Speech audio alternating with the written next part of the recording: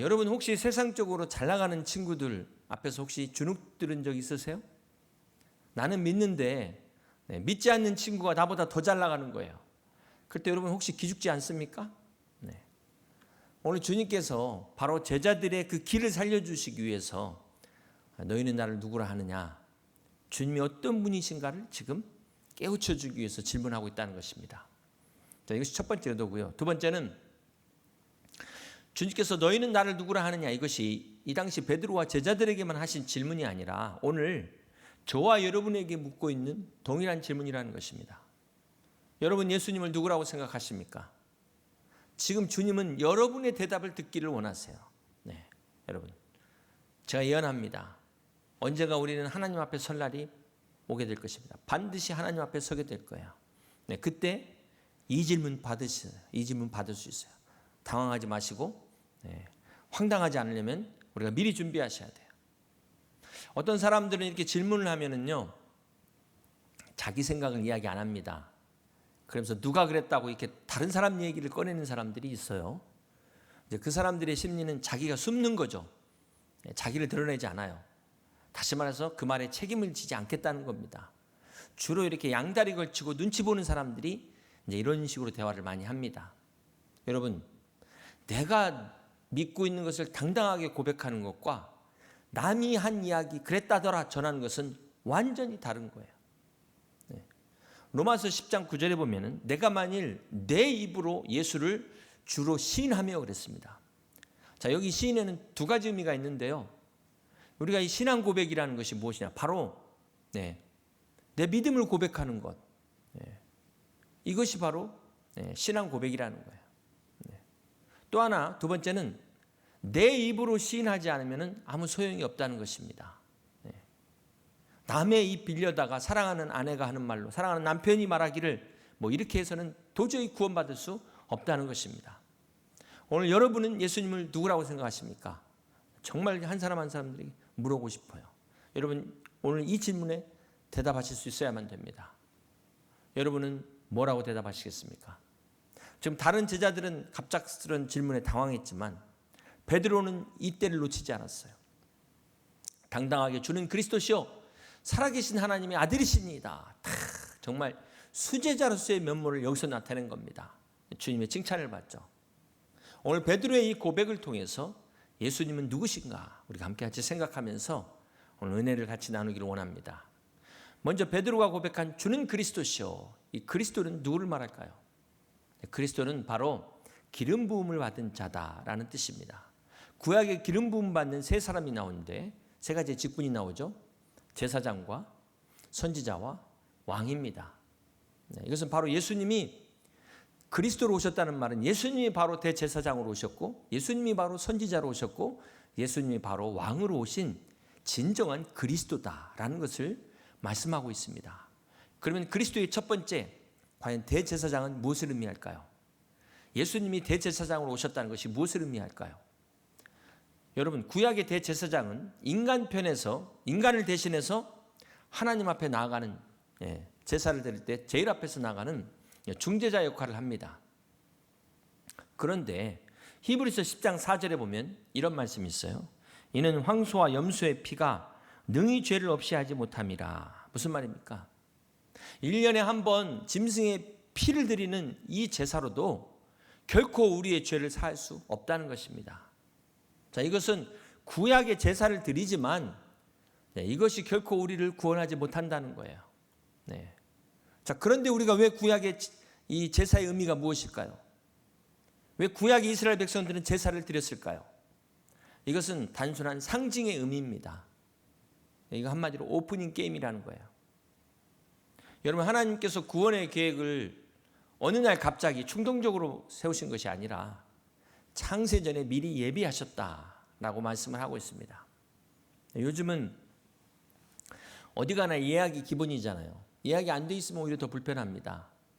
그런데 저희 어렸을 때만 해도 그렇게 예약이라는 게 없었어요. 그렇게 따지고 보면 우리나라의 예약 문화가 몇십 년 안 된 겁니다. 근데 여러분, 예약의 원조가 어딘지 아세요? 예약의 원조가 여호와, 야훼가 언약의 하나님이라는 뜻이에요. 우리 하나님이 약속의 하나님이라는 것입니다. 하나님은 모든 것들을 그냥 행하실 수도 있는데 다 미리 말씀하시고 그것을 행하시는데 그게 바로 구약이에요. 하나님께서는 구약의 제사를 통해서 바로 독생자가 화목제물로 오실 것을 약속하십니다. 우리 히브리서 9장 11절과 12절 말씀을 같이 한번 봅니다. 그리스도께서는 장래 좋은 일의 대제사장으로 오사 손으로 짓지 아니한 것 곧 이 창조에 속하지 아니한 더 크고 온전한 장막으로 말미암아 염소와 송아지의 피로 하지 아니하고 함께 있습니다. 오직 자기의 피로 영원한 속죄를 이루사 단번에 성소에 들어가셨느니라. 그렇습니다. 주님께서 진짜 구약의 그 제사장들, 이건 오프닝 게임이고 상징이고 대제사장으로 주님이 오셔서 어떻게 하셨어요? 그 죄 없으신 몸으로 우리를 대신해서 피 흘려 죽으심으로 말미암아 십자가에서 단번에 우리의 죄를 사하셨다는 것입니다. 구약의 제사는 바로 이것을 예표하는 것이다.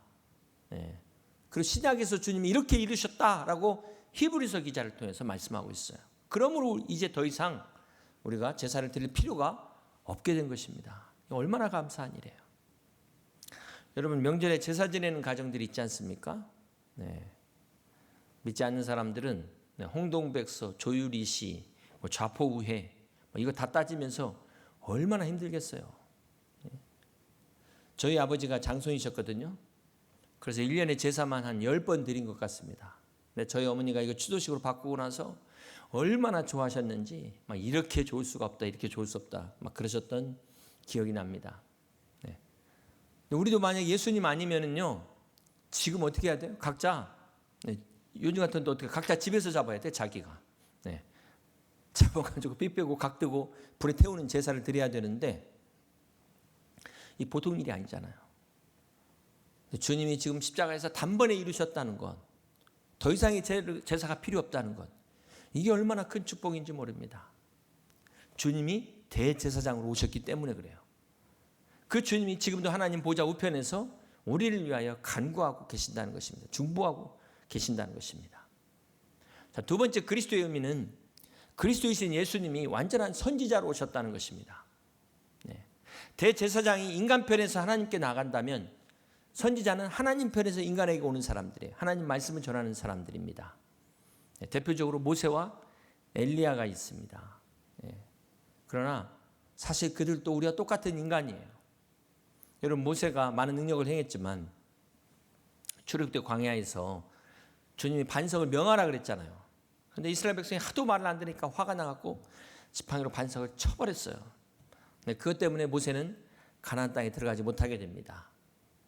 또 엘리야는 갈멜산에서 우리가 너무나 잘 아는 바알과 아세라 선지자 850대 1 싸움에서 혼자 이겼어요. 그런 엘리야가 이세벨이라는 여자가 막 복수하겠다고 하니까 그 당당했던 패기가 어디로 갔는지 걸음 하나 살려라 하고 도망갔잖아요. 이게 바로 엘리야였다는 거예요. 그런가 하면 그 엘리야의 영감을 갑절로 받았다는 그 제자 엘리사는 어떻습니까? 어린 애들이 대머리라고 놀렸다고 저주했어요. 자기 감정조차 컨트롤 안 된 선지자였어요. 만약 요즘에 이런 목회자들이 있다면 어떻게 될까요? 옛날의 선지자나 지금의 목회자나 똑같은 인간이라는 것입니다. 연약한 인간이에요. 여러분들이 우리를 자세히 볼수록 실망할 수밖에 없습니다. 하나님의 말씀을 전하지만 저희는 여전히 연약한 인간이기 때문에 그렇습니다. 하지만 우리 주님은 완전하신 분이라는 거예요. 믿으십니까? 그 주님께서 요한복음 6장 38절에 내가 하늘에서 내려온 것은 내 뜻을 행하려 함이 아니요 함께 있습니다. 나를 보내신 이의 뜻을 행하려 함이니라. 그렇습니다. 주님은 자신의 뜻이 아니라 하나님의 편에서 보내신 하나님의 뜻을 행하신 진정한 선지자라는 것입니다. 이것이 바로 그리스도로 오신 예수님의 모습이에요. 세 번째는 그리스도로 오신 예수님은 바로 만왕의 왕으로 오신 분이십니다. 여러분 성경의 수많은 왕들이 진짜 만왕의 왕인 예수님을 예표하는 거죠. 그 왕들 중에 그나마 훌륭한 왕이 다윗입니다. 다윗. 하나님 마음에 합했던 다윗. 그렇지만 우리가 너무나 잘 아는 것처럼 다윗도 인간이기 때문에 죄를 짓고 허물로 인해서 그 집안에 칼이 떠나지 않았을 뿐만 아니라 이스라엘 많은 백성들이 고통을 받았어요. 그렇지만 우리 예수님은 진짜 왕으로, 완전하신 왕으로 오셔서 사단의 권세를 깨뜨리시고 이 땅에 하나님의 나라를 세우신 것입니다. 그래서 우리의 진짜 왕은 예수님이시다. 예수님만이 만왕의 왕이시고 참된 영원한 왕이시라는 것입니다. 그 주님께서 요한복음 10장 28절에 이렇게 말씀하십니다. 내가 그들에게 영생을 주노니 영원히 멸망하지 아니할 것이요 또 그들을 내 손에서 빼앗을 자가 없느니라. 바로 진짜 왕이신 예수님이 우리와 끝까지 함께 하셔서 우리가 이 세상 떠나는 날 아버지 앞에 가는 그 순간까지도 영원히 함께 하신다는 것입니다. 사랑하는 성도 여러분, 이렇게 예수님이 바로 진정한 대제사장으로 오신 분이시고 완전한 선지자로 오신 분이시고 우리의 만왕의 왕 되시는 그리스도시다라는 것입니다. 이것이 주는 그리스도시오라는 고백의 의미예요. 두 번째 베드로의 고백에서 살아계신 하나님의 아들이십니다 라는 고백의 의미는 무엇일까요? 자, 여러분 누구의 아들이죠? 여러분 누구의 딸입니까? 우리는 다 부모님이 있잖아요. 공자, 석가모니, 마호멧, 예수님을 4대 성인이라고 하는데 여러분 공자, 석가모니, 마호멧의 공통점은 무엇일까요? 모두 사람의 아들이었다는 거예요. 본질상 똑같은 인간이었다는 것입니다. 그런데 예수님은 성령의 능력으로 잉태하사 동정녀 마리아에게 태어나신 하나님의 아들이라는 것입니다. 예수님은 본질상 인간이 아니라 하나님이시다. 이것을 말씀하고 있어요. 여러분 구약의 성경은 이렇게 오실 그리스도에 대한 예언이고 신약은 오신 그리스도에 대한 그 성취하신 그 말씀을 기록하고 있는 것입니다. 자, 여러분 이렇게 그냥 설교를 하면 좋으실 것 같아서 제가 다음 말씀드린 성경 구절이 누구에 대한 예언인지를 한번 맞춰보시길 바랍니다. 창세기 3장 15절에 내가 너로 여자와 원수가 되게 하고 내 후손도 여자의 후손과 원수가 되게 하리니 여자의 후손은 내 머리를 상하게 할 것이요 너는 그의 발꿈치를 상하게 할 것이니라. 여기서 여자의 후손은 누구를 말할까요? 모든 인간은 남자의 후손입니다. 아담의 후손이라는 얘기죠. 다시 말해서 이거는 모든 인간은 아담의 죄의 영향 아래 다 놓이게 됐다는 것입니다. 단 한 사람도 예외가 없다는 거예요. 그래서 시편 51편 5절에 보면은 시편 기자가 이렇게 고백합니다. 내가 죄악 중에서 출생하였으며 어머니가 죄 중에서 나를 잉태하였나이다. 인간의 성악설이 나온 이유가 다른 게 아니라 바로 우리 안에 이 죄의 유전적인 이 성향 때문에 가르쳐주지 않아도 죄를 짓는 그 어린아이 모습을 통해서 우리가 알 수 있는 것처럼 남자의 후손으로 온 모든 인간은 죄의 영향 아래 놓이게 된다는 거예요. 그러나 우리 주님은 여자의 후손으로 왔다는 거예요. 성령의 능력으로 잉태하사 동정녀 마리아에게 탄생하신 것은 바로 죄 없으신 하나님의 아들로 오셔야만 했기 때문에 여자의 후손이라고 말하고 있는 것입니다. 여자의 후손의 의미가 이렇게 깊은 의미가 있어요. 여러분 그리스도가 여자의 후손으로 오셔서 이 사단 마귀의 권세를 깨뜨리실 것을 심판하실 것을 예언하고 있는 말씀이에요. 자, 두 번째 이것은 누구에 관한 예언일까요? 창세기 22장 16절부터 18절입니다. 자, 이르시되 여호와께서 이르시기를 내가 나를 가리켜 맹세하노니 내가 이같이 행하여 내 아들 내 독자도 아끼지 아니하였은즉. 이거 누구에게 주신 말씀일까요? 여기 보면 아브라함에게 주신 말씀이라는 걸 알 수 있죠. 내가 내게 큰 복을 주고 내 씨가 크게 번성하여 하늘의 별과 같고 바닷가의 모래와 같게 하리니 내 씨가 그 대적의 성문을 차지하리라. 여기서 내 씨는 누구를 말할까요? 또 내 씨로 말미암아 천하 만민이 복을 받으리니 여기 내 씨는 누구를 말할까요? 여러분 이게 지금 아브라함에게 하시는 말씀이다 그랬는데 그리스도가 바로 아브라함의 자손으로 올 것이라는 그 예언의 말씀이에요. 이 말씀을 언제 아브라함에게 주셨냐면은 그 앞에 힌트가 나오잖아요. 내 아들 독자도 아끼지 아니하였은즉. 바로 그 앞에 아들 이삭을 바치는 그 사건 후에 하나님께서 아브라함을 축복하시면서 하시는 말씀이 오늘 우리가 함께 본 이 말씀입니다. 우리가 성경을 이해할 수 없는 부분 중에 하나가 또 이 부분이기도 해요. 어떻게 사랑의 하나님이 자식을 제물로 바치라고 할 수 있는가? 여러분 이거 이해하실 수 있겠어요? 저기 그 샤머니즘에 보면은 인신 제사가 있긴 해요. 사람을 제물로 바치는 그런 종교들은 완전히 미개한 종족, 그 야만 중에서도 야만인데 어떻게 하나님이 아브라함에게 자식을 바치라고 할 수 있냐는 거예요. 여러분, 이 성경을 잘 보면은요, 하나님께서 아브라함에게 아들을 바치라고 할 때 구체적으로 그 장소까지 알려줍니다. 모리아산으로 가서 바쳐라. 콕 집어서 말씀하고 있어요. 그냥 근처에 가서 지금 아들이 바친다는 이 자체가 지금 감당하기 어려운 시험인데, 사흘길이나 떨어진 모리아산까지 지정하신 이유가 뭘까요? 그 바람에 아브라함은 사흘길을 가면서 이거 내가 지금 가야 돼 말아야 돼 얼마나 많은 고민을 했겠습니까? 자, 그런데 제가 드리고 싶은 거는 이렇게 아브라함이 아들을 바치는 것조차도 장소를 지정하신 하나님이 자기 아들을 독생자를 십자가에 바치는 장소를 지정하셨을까요? 하지 않으셨을까? 여러분 어떻게 생각하십니까? 오늘 구약에 하나님은 모든 것을 다 예비하시고 예언하시고 그것을 이루시는 하나님이라고 이야기를 했어요. 그 예수님이 이 땅에 오셔서 우리를 위해서 십자가에 죽으시는데 어떻게 하다 보니까 이게 골고다 언덕이었다. 이게 아니었다는 거예요. 하나님은 예수님이 우리를 위해서 십자가에 못 박히실 장소까지도 미리 예비를 하십니다. 그런데 그곳이 바로 어디냐? 아브라함이 자기 아들 이삭을 바친 자리, 모리아산이라는 거예요. 그것이 바로 골고다 언덕인 줄로 믿습니다. 자, 이렇게 되면은 참 진짜 골고다가 모리아산이냐? 막 고고학자들이 연구하겠죠? 아쉽게도 증명할 방법이 없어요. 여러분, 이것은 믿음의 영역이라는 거예요. 믿음의 영역. 오늘 하나님께서 아브라함을 모리아산으로 이끄셔서 아들을 바치게 하십니다. 그곳에 자기 아들을 바치는 십자가를 세우셨다는 거예요. 자, 이게 참 너무나 기가 막힌 자리인 거예요. 하나님의 뜻을 따라 아들을 지금 바치는, 아들을 죽이는 그 아버지와 그 인간을 사랑하셔서 자기 아들을 대신 죽인 아버지가 만난 자리가 십자가라는 거예요. 그게 바로 골고다 모리아산인 것입니다. 인간의 길이 끝나는 지점에 하나님의 길이 시작되는 지점이 바로 십자가라는 것입니다. 이렇게 깊은 뜻이 있어요. 그럼 다음 세 번째 예언은 누구에 관한 예언일까요?